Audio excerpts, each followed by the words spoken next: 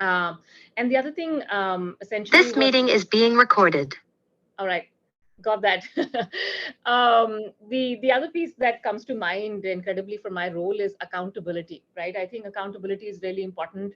I have to drive accountability in the organization towards doing this right, doing this well, and being on a journey. I know we're not perfect, but the fact that leadership, the organization, has to put this at the center of what we do is very important.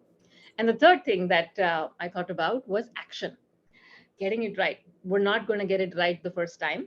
So how do we take, all this talk into the walk? How do we make the culture of the organization, something which is empowering the notion of what inclusion is, not only in how we actually describe it, but how we practice it. And later on, somewhere in this conversation, I have some thoughts around visible diversity and sometimes invisible diversity, right? Like there's a little bit of concept I have in my mind, which I'll talk to you about. But those are a few things I have in mind, and therefore, actually, it makes my role sometimes challenging, but also incredibly meaningful. This is one of the most meaningful parts of my job that I continue to want to learn on. That's great. Thank you, Shweta. Frank, we'll ask you the same question, which is, how do you see your role in building diverse and inclusive organizations from the research side? Well, I started graduate school in 1980 at Stanford in the sociology department, and there were a lot of people at the time studying organizational practices and how they diffuse through fields. And so one of the first projects I worked on with some faculty and collaborators, and Lauren Edelman, who's now in the law school, was also a graduate student there, was on the spread of due process rights in organizations, which spread as part of the equal opportunity portfolio in the early days. So fast forward to the 2009 book Erika kindly mentioned, Inventing Equal Opportunity, that book sort of charts all of these different programs as they were socially constructed as the way to achieve diversity and to fight for equality of opportunity. So around 2000, I became, just so long before that book was finished, but I became really frustrated at the fact that organizations were adopting all these things that were very unlikely to work to promote diversity. And they were patting themselves on the back and really gaslighting some of their critics for, saying, look, we have all these fancy diversity programs. We do training. We have this elaborate grievance system. So I sort of switched gears, and I just thought, what is the point to arguing with no evidence that this probably doesn't work? Erin Kelly, who's at MIT now, and I had a paper in 2007 called How to Stop Harassment. And it charted the rise of sexual harassment training and the rise of sexual harassment grievance procedures. And the title of the paper was tongue-in-cheek, because nobody could possibly believe that either of those things would stop harassment in the workplace. But an amazing number of people didn't think we were trying to joke around with the title. They thought, like, these things must be the things that work because they diffused and because everyone has them. So so for the last 20 years or so, I've really been focused on trying to figure out what actually works and what doesn't. And there are a lot of people out there now doing this, which I find very exciting. And in fact, some of the people here are leaders in trying to figure out what works to fight bias, what works to promote actual workforce diversity.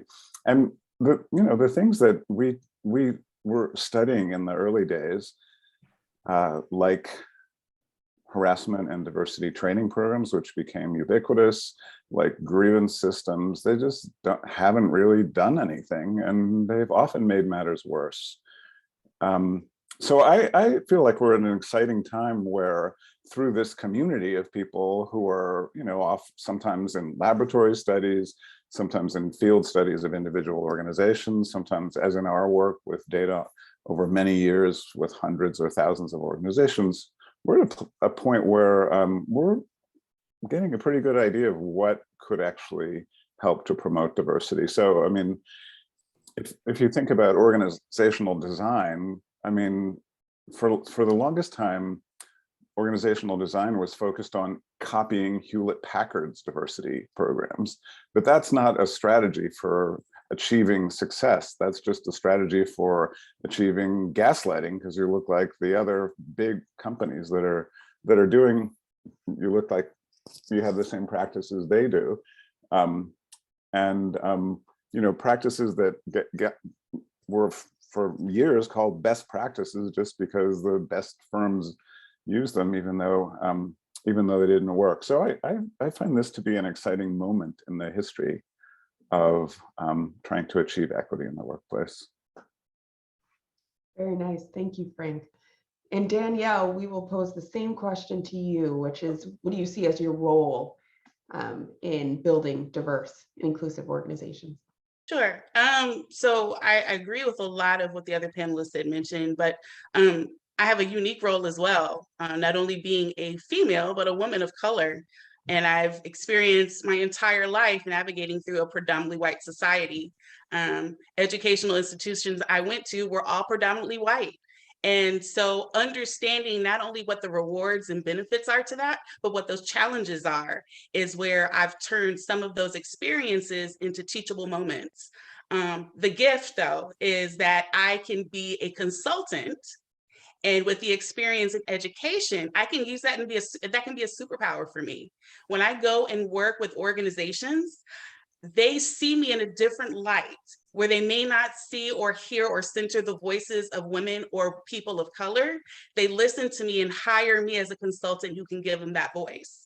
And so I can give them both the personal experience I've had, but also the professional guidance that I've learned to acquire over the years, because I've done this work for the past 8 years. And so it's very personal to me, because it gives me the platform to not only support those who are underrepresented, but it also gives me the space to connect with those who need to be in a position, in a posture to listen, to hear my voice. That's my role. Thank you, Danielle. Okay, so launching into it, Shweta, there was something that you said that was so interesting to me. First of all, you were talking about action. And one thing you said is, we're not going to get it right the first time, but we need to be committed to action to inevitably continue down the road and try to get things done. Frank, you also talked about gaslighting and how people have a lot of practices that they've picked up because other people do it, but it's not exactly effective. But it's something that they can say, that they have a training or they have these grievance procedures. So my question overall to you is, then how do you try to make organizations take a chance, make that jump, do something that hasn't been done before to try to change things, instead of the older routine things that they can do, like trainings? How do you get them to jump off and try something new when obviously it has some downsides to them, especially if it doesn't always work? Whoever wants to jump in on that one. I'd love to hear what Shweta has to say about that.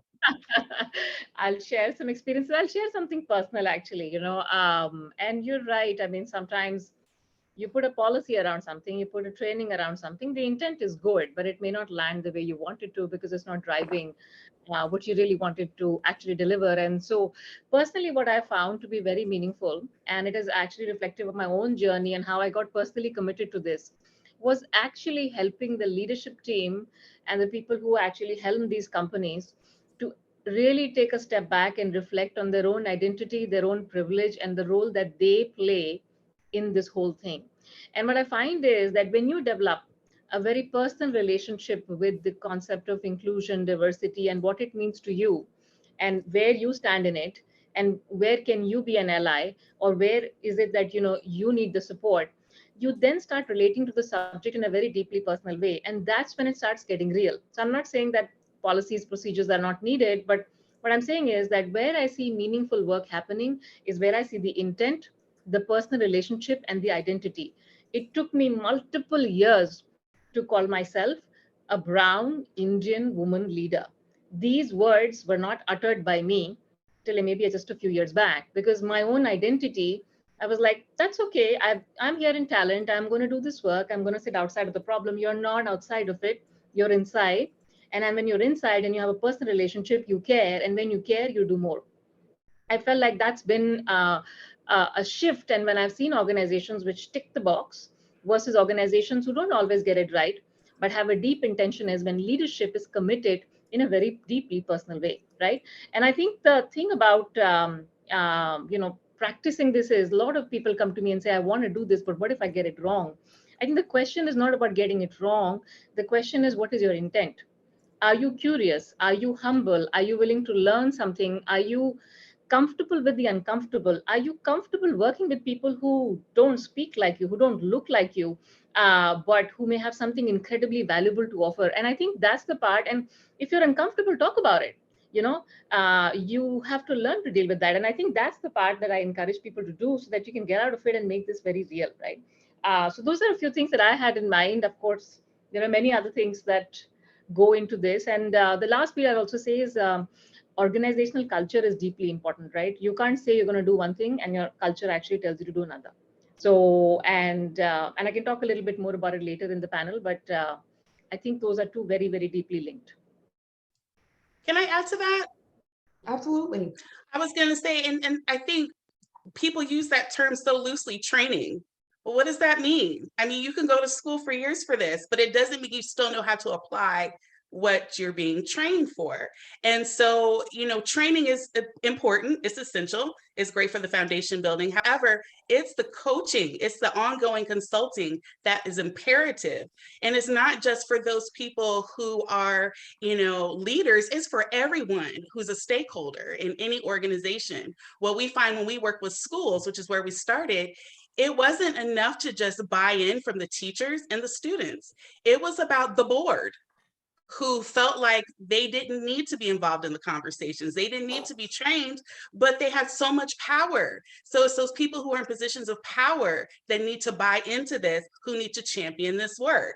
So as a consultant, that's one of our prerequisites. It's who is going to champion this work for us when we come in, because everybody can say they've been trained. Like Shweta said, check off the box, but training is simply not enough. And the other part of it is devoting the time. Everyone can just say, all right, training is however long. But the reality is, to transform the culture of any organization, it's until. And that until is ongoing. So the commitment has to be ongoing. Yes. And I think this is a great time to delve right into what works and what doesn't work. Right. And so maybe, Frank, we can start with you. We've talked a little bit about diversity trainings, and we know that this is an area of your expertise of whether or not diversity trainings are actually effective. So if you could start by telling us a little bit about that, and maybe some things that you have found that actually do work in organizations, we would love to hear it. Sure. Well, let me start with something that connects to what both Shweta and Danielle just spoke about, which is the question of the question you originally posed, how you get people to go along with the change and to commit to it, and how do you actually implement the change. What we have seen in our studies of corporate diversity programs, and we see this, we have a parallel line of research now on university diversity programs that are specifically devised to diversify the faculty. We see that it's crucial to get people personally committed to this, as Shweta was saying. As Danielle was saying, it's crucial to figure out who's going to lead the change. And interestingly, though, we find that the best way to get people committed is to ask them to do the work. So to ask them to join in coming up with the solutions, which, as Shweta said, may fail, have to try again. So the single practice, the single thing that seems to work best in both corporations and universities is putting in a diversity task force where you get leaders. I mean, in the university, it's department leaders. In a corporation, it's usually group leaders, department administrative unit leaders, to come together, look at the data, brainstorm for solutions, and go back and put them into place in their departments. And in our analyses, in both settings, that's the thing that does the most good. And I think it's because it gets people focused on where are our problems. So by starting with the data, leaders realize, oh, we actually have a promotion problem for men of color, or we have a retention problem for women who have small children, or we have a recruitment problem for this group. So focusing on what the data look like, where are we losing people, which, you know, now it's very easy to do in both universities and the corporate world with HR information systems data, gets people to accept that the organization that they consider to be meritocratic, the organization that put them in a leadership position, maybe isn't meritocratic except for people who look like them. And so in our quantitative analyses, it's clear that, like, this is when organizations ask me, where do I start? I say, just start there. You've got to get everybody involved in solving the problem.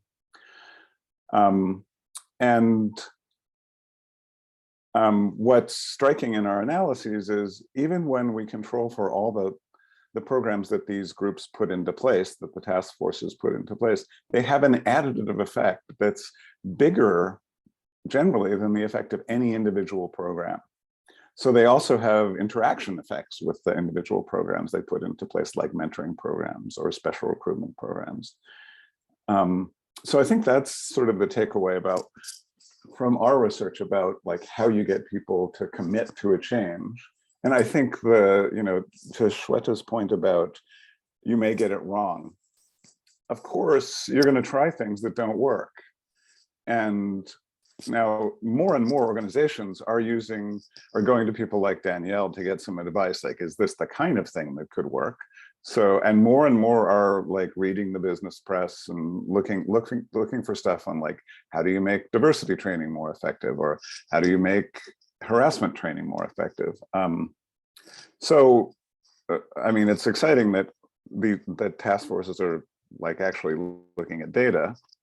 But it's also exciting that what we see when we interview people about what they did on task forces is they'll say, we did X. So I'll take the example of employee resource groups. At a large food products organization, we interviewed a person who set up a bunch of employee resource groups. And then 4 years later, she says to us, I created a problem because we already had incredible segregation, job segregation, divisional segregation, and I just reinforced that segregation instead of building connections across groups of people. So, she said, I mean, we still have those, but I realize that now I have to do something to address the fact that I just reinforced segregation. So people are going to have to change and adapt in task forces or as diversity managers as they see what the interventions they put in do. But that is, I think, what management is. It's constant adaptation. So in terms of diversity training, there's certainly some kinds of training that are more effective than others, but most corporations now use a sort of legalistic version of diversity training. It usually starts with implicit bias training so that you understand you're biased. But then a significant component is usually about the legal consequences you face. Not all organizations do that, but we find that kind of training actually backfires and it leads to less diversity in management positions 5 or 10 years out. What can be more effective? We find that organizations that do cultural inclusion training, nothing about the law, don't mention the law, because that externalizes the reason for doing this instead of helping people to internalize it. We find that can actually be effective. Organizations that train managers only about the law see only about cultural inclusion, see actual increases in diversity. Now that, that's not necessarily a huge shift, but it is a different way of doing things than, and in a number of organizations, people say the lawyers make us talk about the law. You just can't listen to the lawyers if that's, and a good thing about having a task force with powerful people on it, with leaders, is they can say, we're not listening to the lawyers on this one. We're going to take that risk. That's very helpful. And even though it might be a small shift and nudge, it can have a really big difference. Danielle, I actually want to pose the same question to you about what works, but I also want to nod to a question that came up in the chat about, yes, we might make these changes initially, but then the next day or a week later, it kind of just reverts back. So when you're responding to the question, if you can talk about how we make enduring change or something that is stable and continues over time. Thank you. Great, sure. Frank, thank you for talking about lawyers, because we have a client that we've been working with for the past 3 years, and to have a law firm commit to this work for 3 years is first and foremost amazing. But secondly, it's just the fact that we've watched them grow, and it's been a slow process, but we've seen the progress. And a lot of that was because we were able to have, we call this a process or approach called courageous conversations. And it's getting to have people really build relationships that otherwise they wouldn't build. And so again, the training is about, what are those communication skills? We take for granted that everybody knows how to communicate properly. Everybody knows how to listen properly. That is just not the case. And so when we build those communication norms and establish those in the organizations, then we're able to then graduate to the next level of how to build trust in an organization. Because a lot of times when we've gone in and we've started consulting, we have already assessed that the level of trust is either non-existent or it's just very minimal, depending on who you are. And then once you're able to establish trust, then we create these spaces, safe spaces, to have conversations, cross differences, so that people can build relationships that are, gender cross differences or racial cross differences. But in this particular law firm, they agreed that they were interested in building affinity groups because they needed safe spaces to talk amongst themselves. What we learned was that as they had those groups, they became more aware of not only what they needed as their own identities, but what other people needed in the other groups, because then they were able to communicate with each other and they had the support that they needed. And then we were able to strategically have them communicate with each other in a very productive way. So an example would be, how do white men see self-care?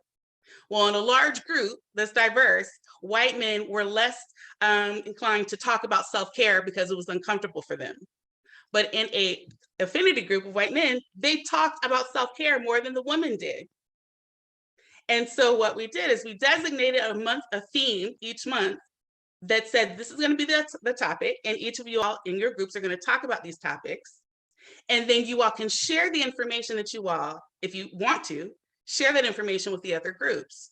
What we found was, not only was it empowering for those who were underrepresented to hear what the majority was saying, and that they were taking the time, I say time because time is really important in this work, but taking the time to even explore the topics of discussion, but it was, they were willing to share and to be listened to. And so when you're talking about how to sustain this work, it's all about the foundations of the relationships that are being built.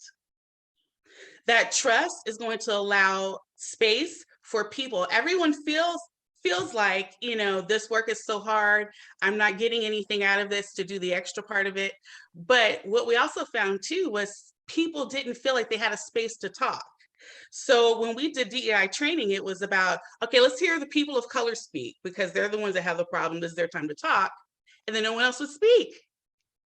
And so what I had to do was change my approach and to remind everyone that they have a perspective in this.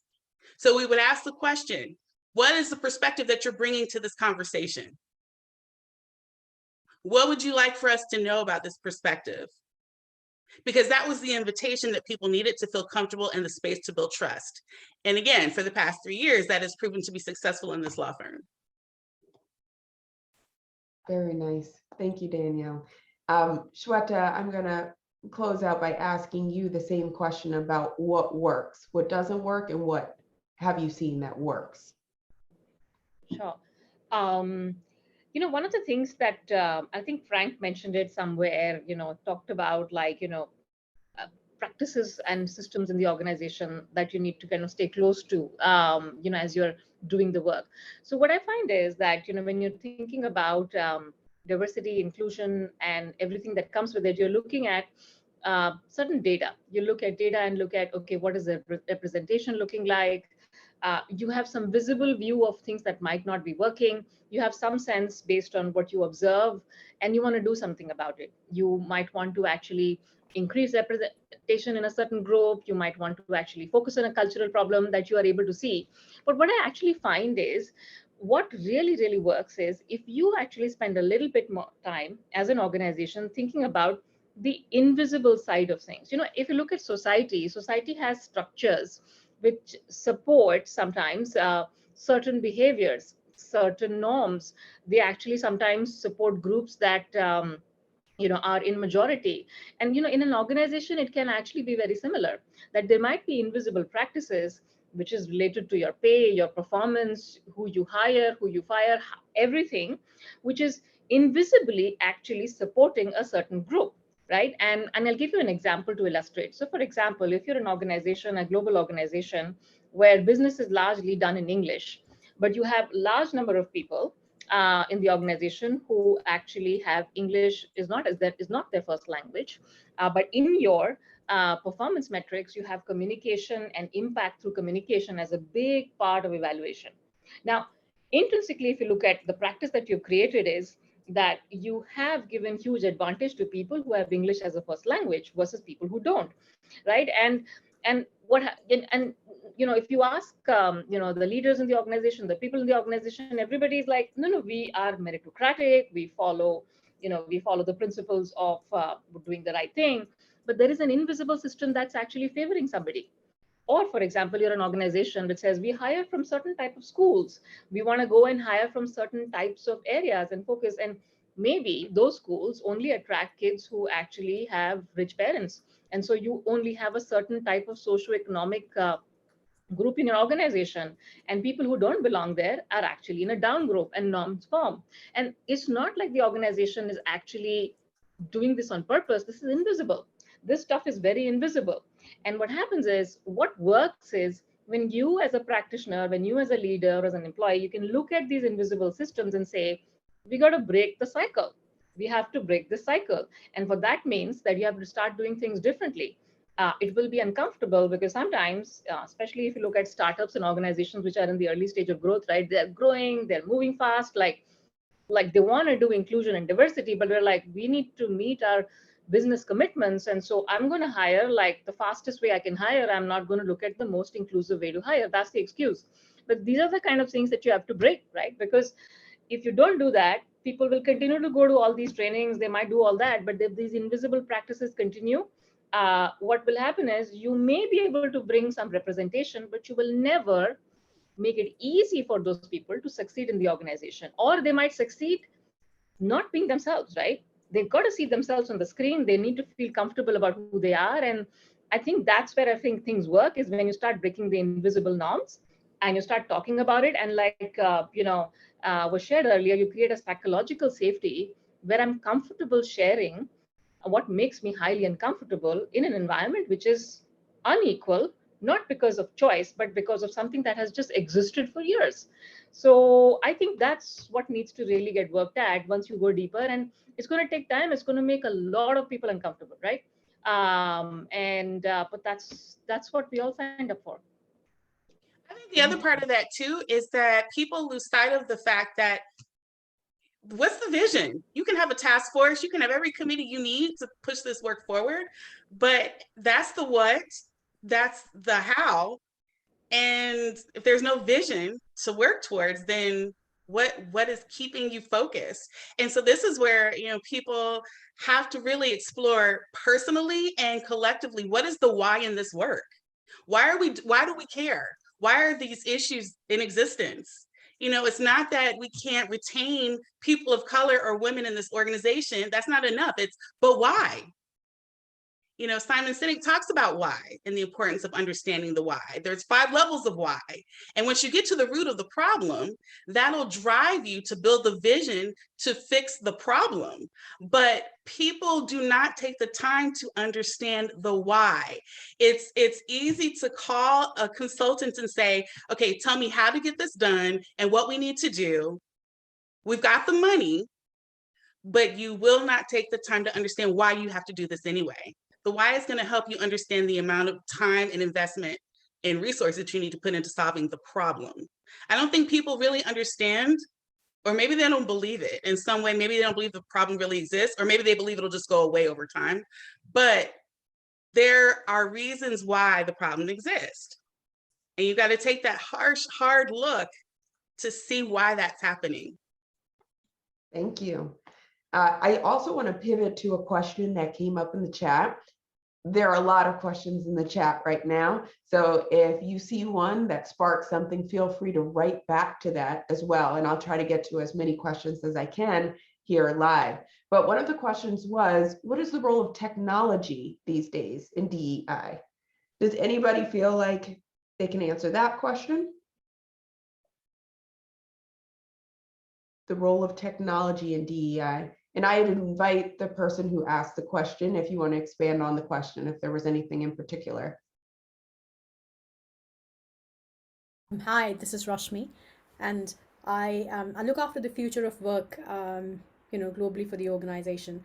And one of the things I really struggle with is, this sort of misconception in the organization and with our clients that the fact that everybody has teams or the same technology means, we've addressed equality or we've addressed equity, right?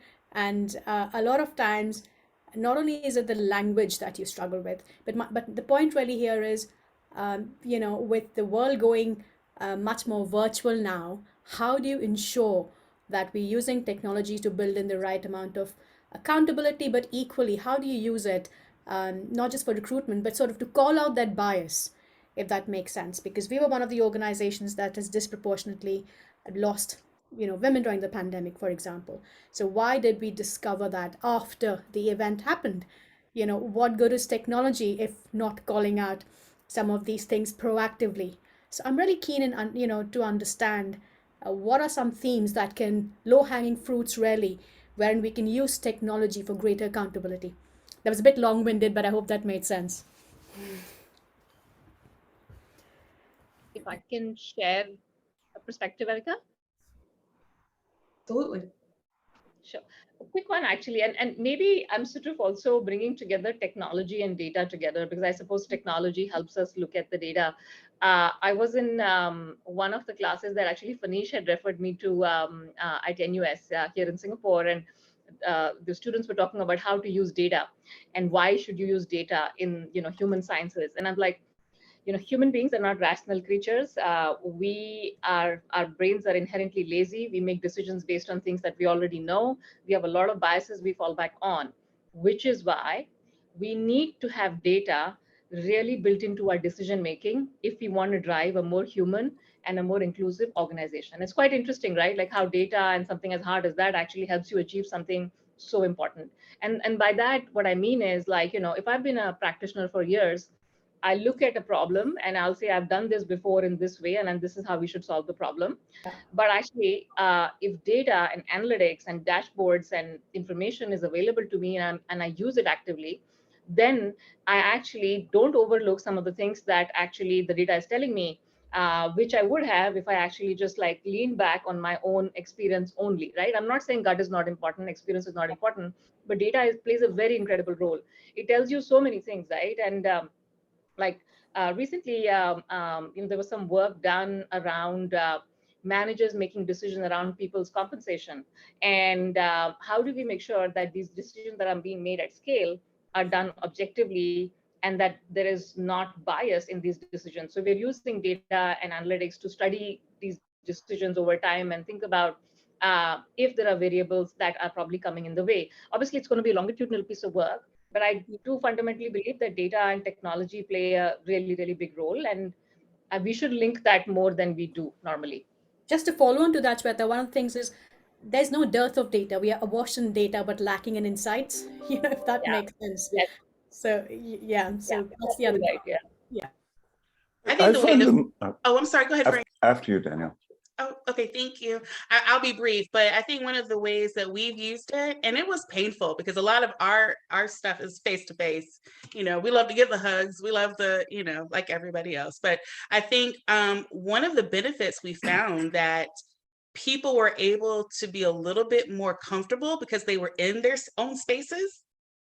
So when they engaged virtually, it was like there was still some level of comfort there. But I will say this, breakout rooms through Zoom have been a lifesaver for us. I will also say poll questions, which are, can be answered anonymously. People are more inclined to give that kind of information. Well, they don't like to give information and do surveys. Let's just be honest here. But when you can ask them to answer a poll question throughout your sessions, you get the information you need, and they don't even realize it. So that's been a huge success for us as well. Sure, thank you. On Rashmi's question about technology, one of the things I find most exciting in the last year is that many of the biggest companies are actually setting goals with deadlines, setting goals for every level of the organization. I've been talking to a lot of chief diversity officers over the last year at mostly Fortune 500 companies.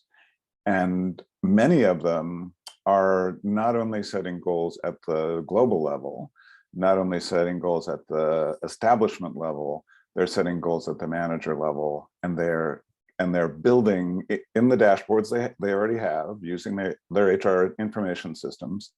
They're building targets in hiring targets, but also retention targets. They're building lots of specific goals in, because the bottom line, like if you just look at the equal employment opportunity annual survey of an organization, even at the establishment level, you don't know what's behind the change in numbers. You can have Black men being flat in management for 10 years, and that can represent a 200% turnover rate, or it can be backed by a 0 turnover. You just don't know what's going on. So I just find it exciting that so many organizations, big organizations, are like, these people are talking to one another, and they're copying something that the data suggest will work. And that's partly because when organizations had explicit goals and deadlines, particularly in the 70s and 80s, when they were writing affirmative action plans that set goals and then publicizing them, they still have to write those, but now they have a law firm do it, and they conceal the evidence and the plan itself from their own managers, which is the craziest thing. We have this plan, but we don't want to tell you what it is, because if you had the data on how bad things look, you might, for one thing, you might resign and sue us, but you also might share that data with a reporter, and we could get into trouble. So the world we live in, that is the weirdest Orwellian utopian world. But organizations are now holding themselves accountable, to go back to one of Shweta's points, by putting the numbers out, but then also by doing it in a very fine-grained way, so that managers know that they're not living up to the expectations of the organization. So this is a huge experiment. I'm not saying that we know it'll work, but something like it kind of worked before. And just having regular feedback that, you think you're doing great because you retained 2 people of color this year, but you also lost 4. And the department next to you, or the department in the other establishment that does exactly what you did a little better than you. So I find that promising. And it certainly makes clear to managers that the old thing they've been doing, which is to every year look at the numbers and just do a bunch of hand wringing about how hard it is and how problematic the pipeline is, that just isn't going to cut it anymore because somebody's actually paying attention. But we'll see. Stay tuned.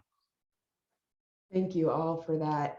Another question in the chat was talking about why organizations are so hesitant to confront power structures within the organization. I want to kind of wrap that in and tie that into another question I had for you, which is this concept of reactance, right? How when people have these interventions or they have training, that they might react against them and push back even more. Can you talk a little bit about the causes of reactance or how to disrupt it? Frank, do you want to take that? Sure, I could. You know, I think this, it comes down to group power theory, so it connects to your first question. We know that when groups feel threatened, when groups that are in positions of domination feel threatened, they often resist any kind of change and resist efforts to integrate, to build more openness into the systems that have advantaged them. And when people's own control of things is challenged, we often get reactance. And one of the problems, I think, with some forms of diversity training is that they do suggest to managers, most of whom are still white men in most organizations, that they will lose control over their own teams, that they'll lose control over who they promote, who they hire, lose control over decision making. And so I think that's one of the reasons that, for example, in the work that her team does, the social psychologist Cheryl Kaiser shows that whites in particular tend to exhibit something like reactance in response to any kind of training intervention that suggests that they're biased, that they're a problem, and that the organization is going to try to control them to prevent them from acting on their biases. So it's one reason that I think a cultural inclusion version of training can be more effective, because it's not accusatory. And it's, you know, a cultural inclusion training usually is about giving people skills, just normal management skills, to make everybody feel part of the team, and to reach out to people wherever they are and try to include them in the ways that they want to be included. So I mean, I think this is also an area of research where, like Cheryl's team, but a bunch of other teams are looking at what you can do to avoid reactance, that is this negative reaction and adverse consequences, essentially doing the opposite of what the training is designed to have you do, which is be more inclusive. Thank you. And Danielle, you also talked earlier about these small affinity groups, or at least groups where everybody of the same demographic category is together and they feel more open. Do you find that there's less reactance in these particular groups? Oh, absolutely. Absolutely. This is evidence of, well, when you're working in an organization and you're saying, what's next, or prove that you care about this work, this is where we've seen, like, this is the ongoing action.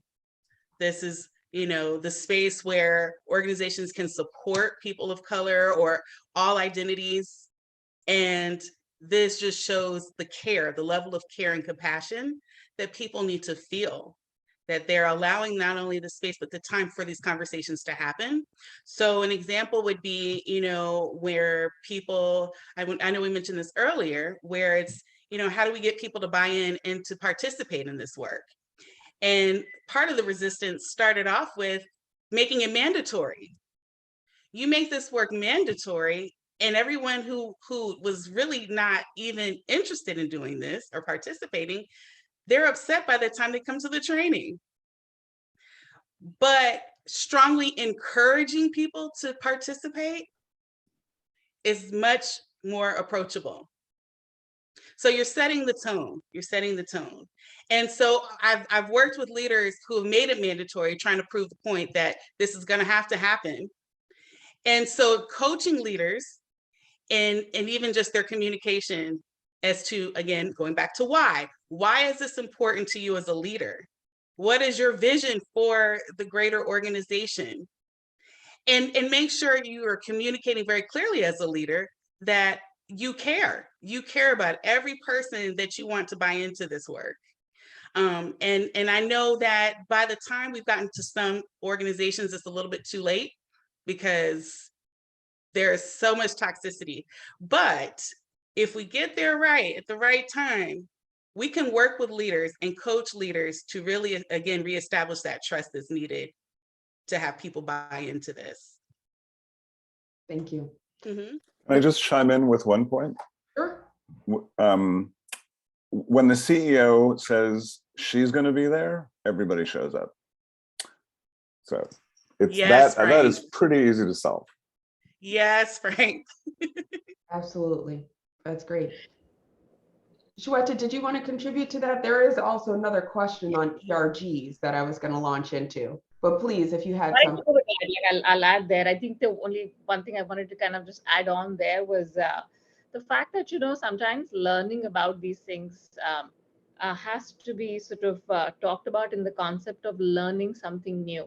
What it is to learn about something you don't know, right? To learn about a new culture, to learn about something that is different from you, to learn about, I think in organizational cultures which promote learning as a value, I think the ability to kind of create these experiences in that context is very helpful, because then employees also don't look at it just like I have to do this versus like, oh my God, this is going to be such an incredible experience because I'm going to learn something about something I don't know about. So just wanted to kind of put that out there that, how you position this a little differently. I really like that framing, so thank you. So the question about ERGs, employee resource groups, are they effective? What can you tell us about the research surrounding them? In practice, do you find that they work particularly well? All things about ERGs. If anybody wants to take that, Danielle?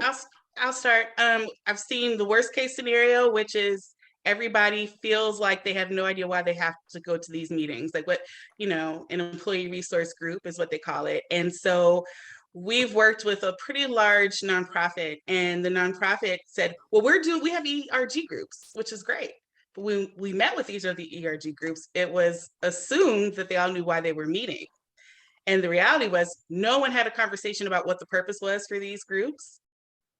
We heard some groups just wanted to socialize and drink all day. And then the other ones were more or less about, let's talk about racial issues and changing the world and changing policies. So you go from one extreme to the other. But no matter what those ERG groups are designed for, it's very clear to have an objective. And even with those, it's people take it as it is. Some people will show up, some people won't. I think the benefit to having ERG groups is establishing, again, how much an organization values this work, first and foremost. But then the other part of it is that an ERG group can be as effective as you want it to be. We've seen ERG groups that are out there doing community service work and are really again, championing this work, not only in their organizations, but outside.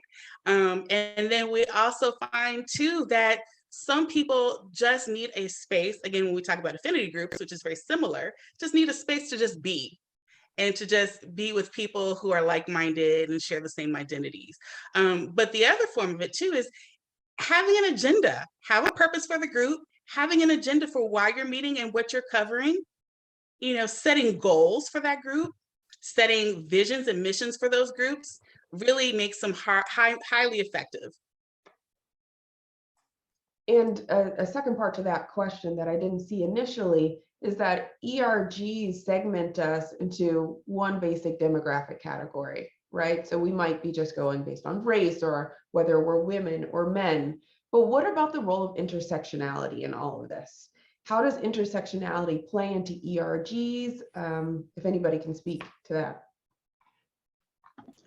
I can share a little bit of practical experience we saw happening across the different organizations I've worked in is what I found was that obviously ERGs are focusing on a area and they pick it up and they go deep in it, but there's also a huge amount of collaboration that they can do across. So what I did find in a very healthy environment that I worked, what I saw happening was the leaders of these groups actually talk to each other quite a bit, so that they can actually talk about exactly the kind of issues you're talking about, which actually intersect multiple aspects of identity, right, in this. And so as a practitioner, what I try to do is I try to encourage different ERGs, even though they might be focusing on a different cause or a community, to actually talk to each other quite often, and sometimes even do joint events. Like we've done joint sessions together, joint events, like join hands on something. And that really helps create the cross-pollination and collaboration. So just a quick one of what I saw when it was working. You've probably followed, but a number of big organizations have tried to step back from having the conventional ERGs that are usually around gender, race, ethnicity, and I mean, some organizations have 20 different groups, and replace them with something more like cross-group diversity councils. So there will be interaction across the intersectional members of these groups. When in our interviews with line managers and diversity managers, we often hear that women of color tend not, for example, not to join the women's group. They tend to join the group that's associated with their race or ethnicity. People probably don't want to be in four of these. And that, in our analyses, it looks like that is not all that helpful, because white women actually, organizations see bigger effects positive effects on white women than on other groups of people. They see some negative effects of ERGs on, for example, Black men. I think that might be social isolation. And when we interview women about their experiences in women's groups, most of the women who have told us their members are white, they'll say that they found mentoring there, and it makes sense because there are a lot of white women managers. I mean, after white men in the typical organization in the US, there are more white managers who are white women than members of any other group. In our analyses, in the typical corporation, ERGs are not doing a ton to promote management diversity, although we know from the work of Forrest Briscoe and Sean Safford, for example, that they can be great activist groups, because they, like in their study of LGBTQ groups and domestic partner benefits, they found that the groups advocated very effectively for Fortune 500 and other large companies to promote, to offer domestic partner benefits. So, but in our analyses, I think that one of the most interesting things we found, and this goes back to invisible practices, as Shweta was talking about them. One of the most interesting things we found about ERGs is when organizations take a more deliberate approach to recruitment of women and people of color. So when they do targeted recruitment to going to historically Black colleges, I mean, it's called targeted recruitment, but we used to target, or organizations used to target historically white colleges and universities, and now they're just also going to historically Black and Latinx serving institutions. Organizations that have those programs and get ERGs involved in that recruitment see huge increases in diversity management diversity as a consequence of getting the ERGs, giving them a role. The role is, can you help us do this? So it means, if you have an alum from Howard, they go along and the ERG helps to organize that. It's also, and we also see huge recruitment effects from organizations that put in referral incentive programs, which are generally pretty effective, because this is another case where there was an invisible practice, or what I would say is an informal practice. Lots of people get their jobs through social connections, and the CEO is the main person getting people jobs, followed by the CFO. And as you go down the ranks, the the dock worker is not making a lot of successful referrals, right? So a formal referral incentive program means that the dock worker is making referrals to, or at least is invited to. But ERGs have been hugely effective in a lot of firms, and we see this in the numbers, that is in our quantitative analysis.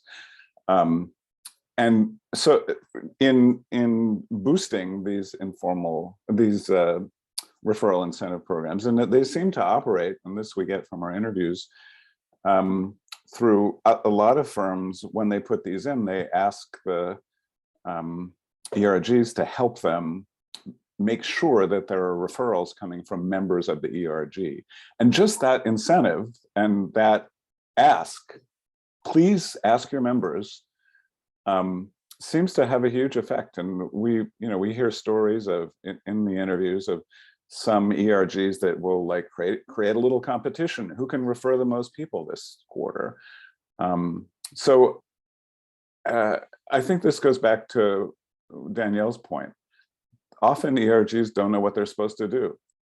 And recruitment is something they can really do, as well as retention. I mean, I think part of the reason recruitment works to change the bottom line numbers, recruitment using ERGs, is that it gives people a buddy at work, the person who's referred them or helped to recruit them, who's going to look out for them when they get there, or somebody they can go to if they face bullying or some other workplace problem.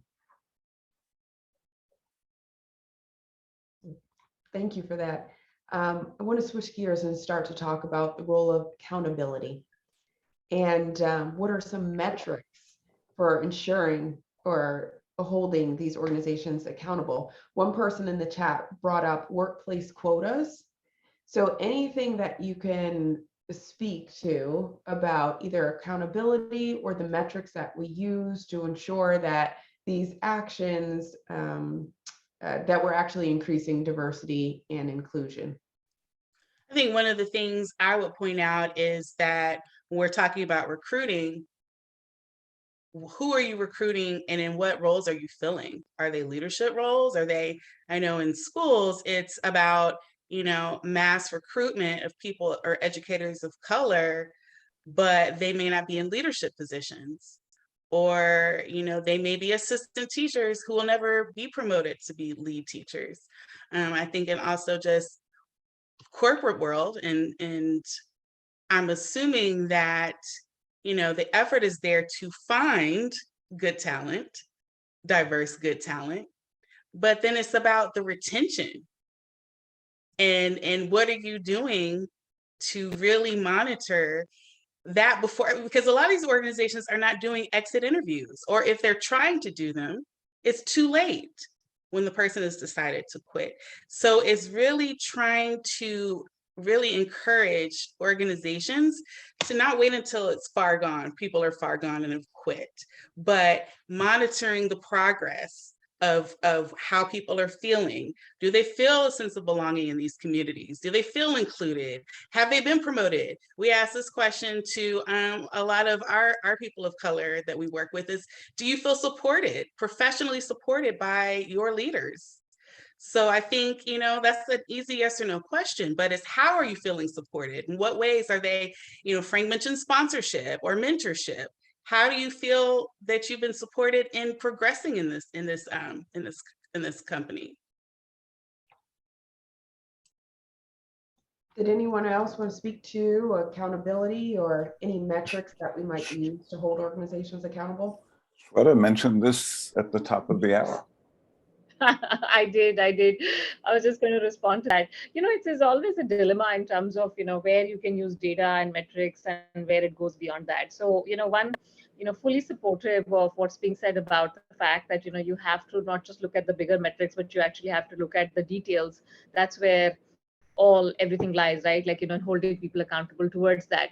The other thing that is sometimes, I'm not sure, measurable always is like, but is the accountability, the personal accountability that the leadership is going to take in really thinking about what are some of the issues that are facing their organization, that their own teams, and then create goals around it. Like, so one of the things that we've asked some of the leaders to do is to actually think about like not just goals that belong to the company, but goals that belong to your team, your department, and think about how you're going to drive that. So accountability is set at a level where it's slightly different. So a marketing organization might be performing differently from, let's say, the technology organization, and the issues might be different because the workforce dynamics are different, the constitution is different, right? Like, so I think that's that.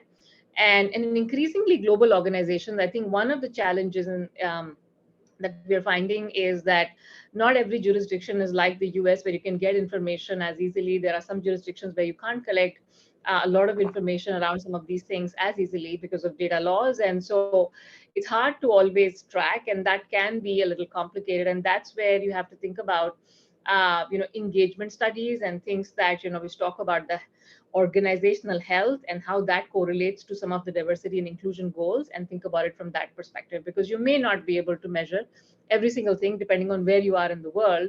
And sometimes there are cultural issues also, that people don't like to identify their race, their orientation, and all of those things as openly as might be in some societies, right? So I think when you become a global organization, there are many more things you have to start thinking about. As do you how do you bring some of this information? What information can be brought in? And in the absence of that information, can there be some other ways in which we can actually think about it, right? Like, so a lot of work in progress, I'd say. This is an area where I think a lot of work has to be done. Thank you. Can I take a minute to talk about the other version of accountability, the Tetlock, Please.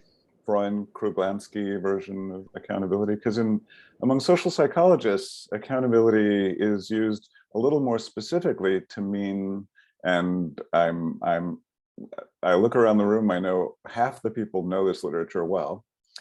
So, but for those of you who don't, I'll just mention, so to mean your what's called evaluation apprehension, a Cottrell term, that is, you think that if you think that you might be asked to explain a decision after you make it, you're more likely to take your time to make it and look carefully at whether it looks like it's the right decision. In this case, whether it looks like you're discriminating, you've given everyone a fair chance.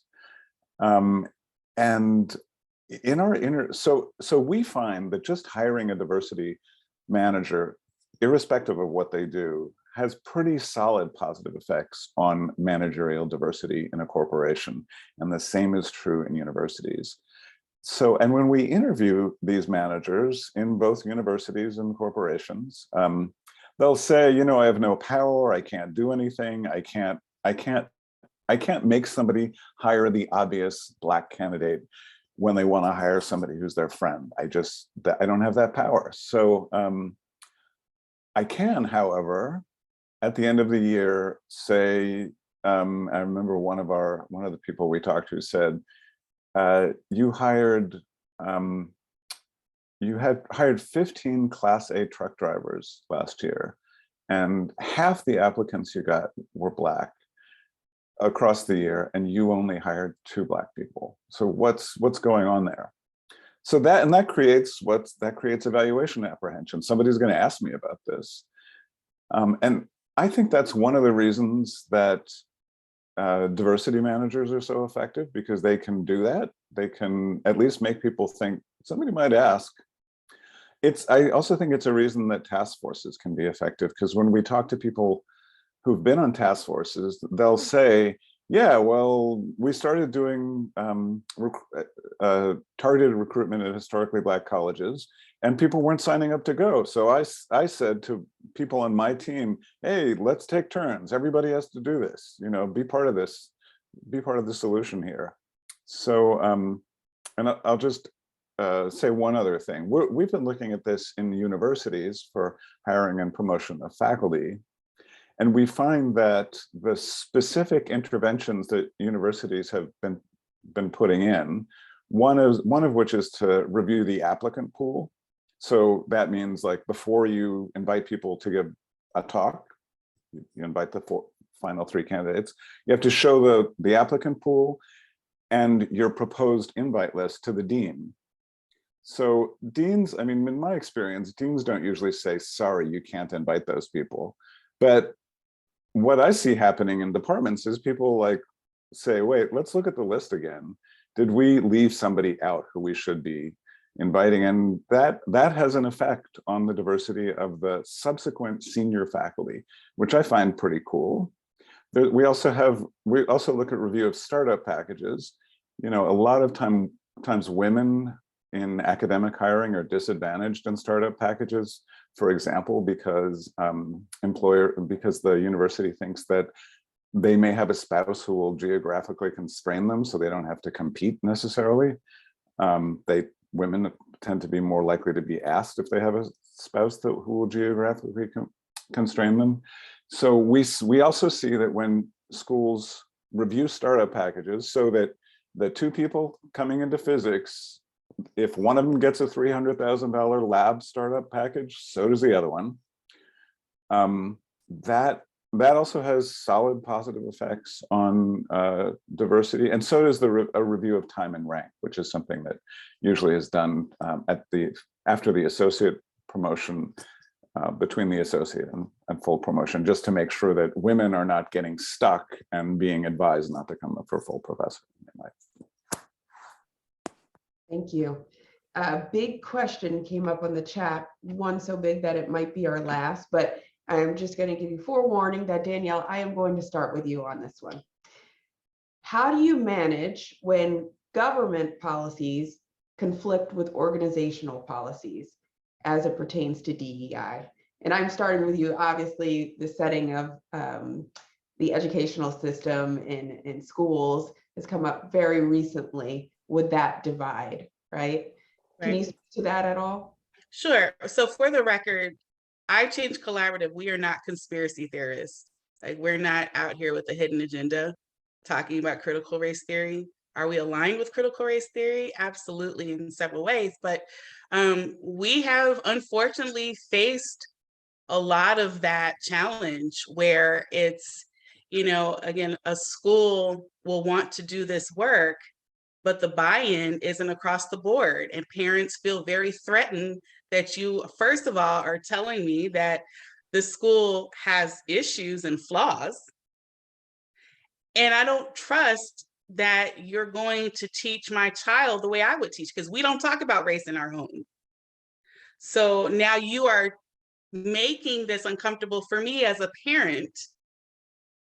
And so the challenge has always been for us is, how do we lean into this discomfort? Because we as facilitators teach those that we're teaching to lean into discomfort and to have these conversations and to just explore race. It's not just about racism, but to explore conversations about race. And so when we go to a place, specifically a school, that automatically greets us with resistance, you know, we have to make the tough decision. Do we continue to challenge them? How uncomfortable can we be? I mean, we've been in places where people have threatened us if we go and continue to teach.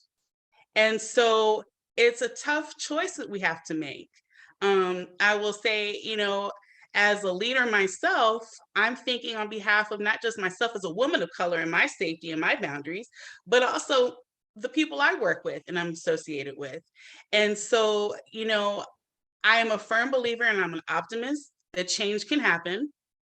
But I do believe that, unfortunately, it's going to take a lot longer than what we want, because the policies are you know, part of the dominant culture.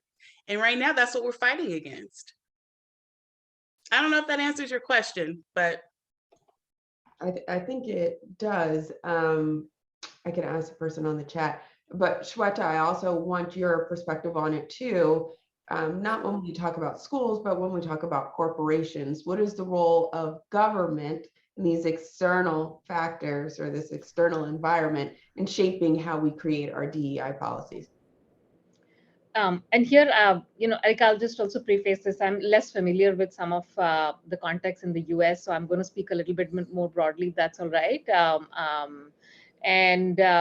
think one of the things that is incredibly important, and I'll just take a step back. You know, when I look at an organization or a company, it's a group of people, and I hold this organization, this group of people, accountable towards what I would actually hold a high functioning society accountable for, right?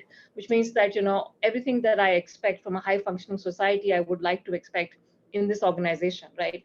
And I think so start from there. Now, what happens sometimes with government policies, not just policies, but even the political climate, sometimes the countries that you actually operate in, all of that can sometimes run in dissonance with the organizational culture that you might be trying to drive, especially in context of inclusion. Now, in that, my personal experience has been is the ability to understand the context, hear it out, understand the reason behind why that policy or program or approach is being practiced in that country, what's the context behind it, but ultimately how you think about your own organizational culture, your philosophy, how you treat people, how what you expect from them has to be driven by your internal culture, right? And so in that context, I think it's important to understand the context of which country you're operating in, what's the policy, what's the philosophy, how does that interface with the work that we do.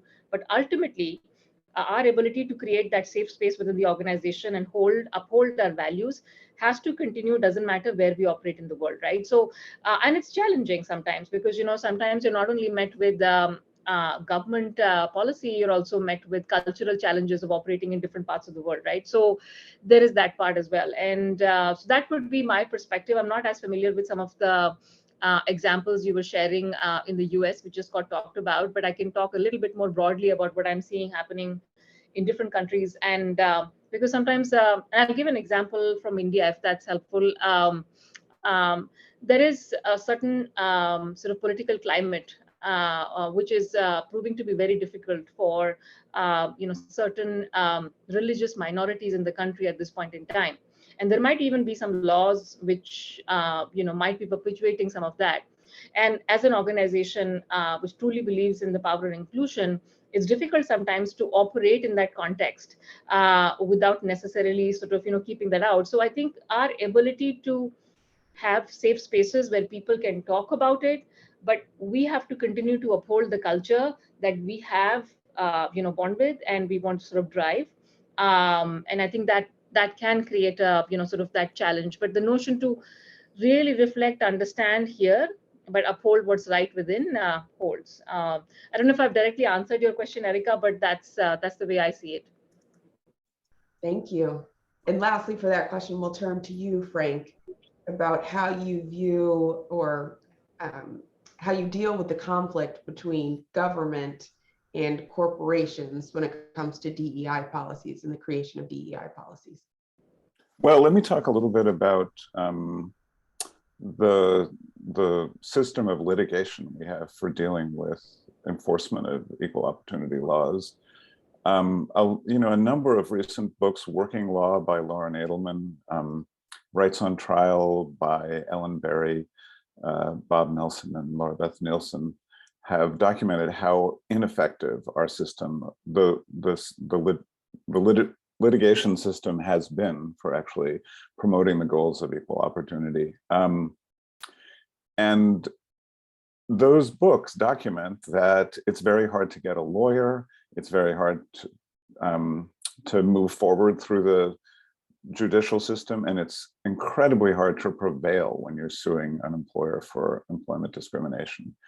I kind of feel like we need to rethink this system. So I have a paper coming out in American Sociological Review. Carly Knight is the first author. It's also with Sandra Kalev.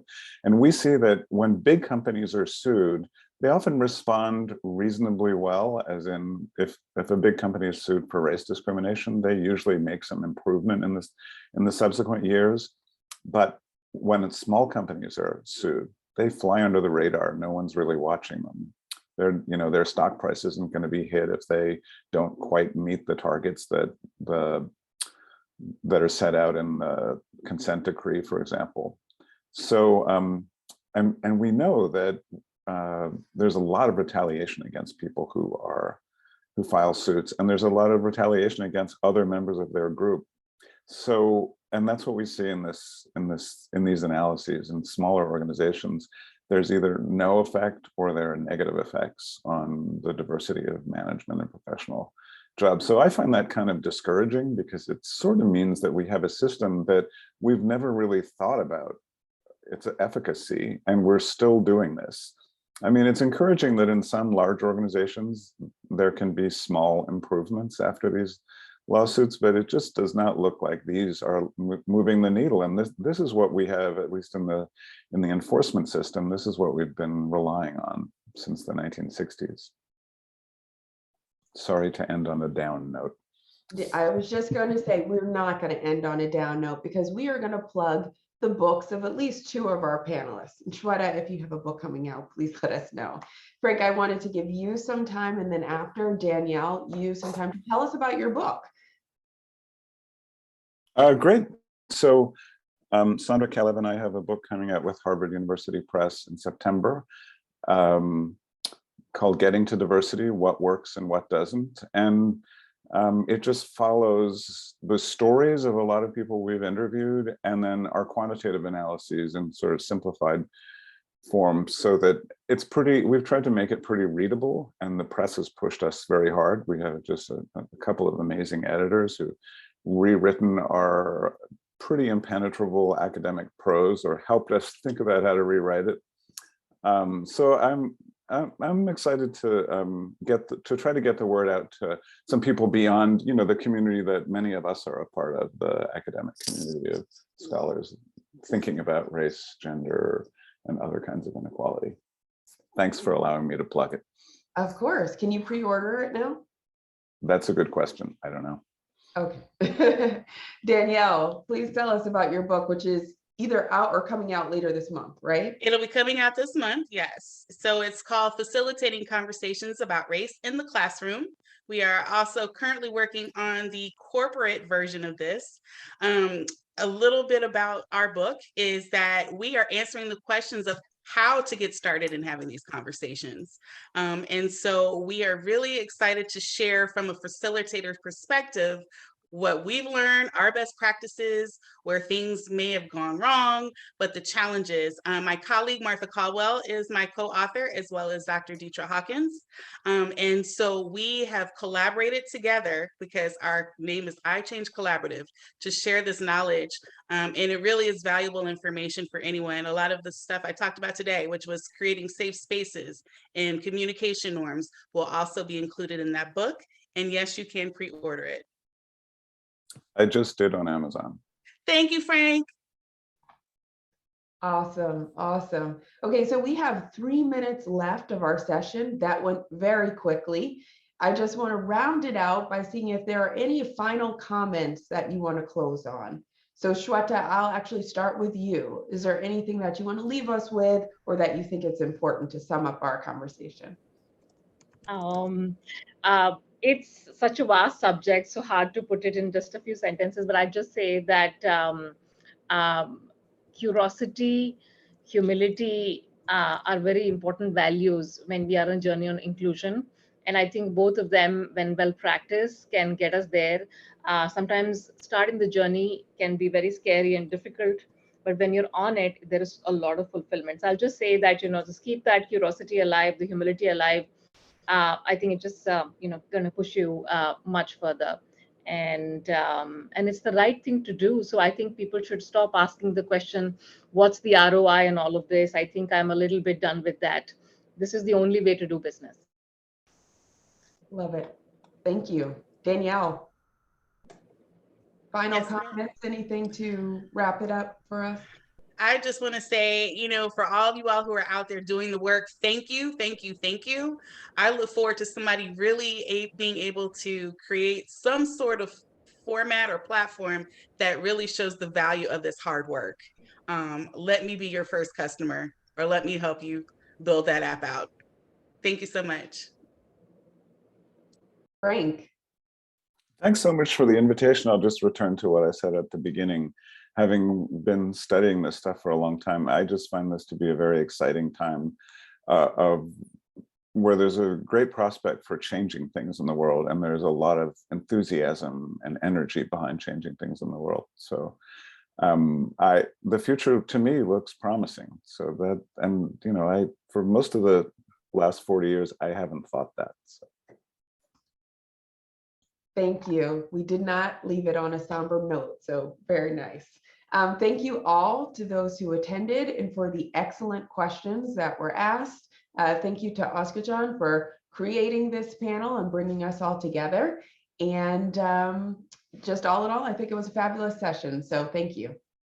And let me thank, on behalf of organization design community, both to the panelists and to Erika for moderating such an informative and thought-provoking discussion. Thank you to all of you.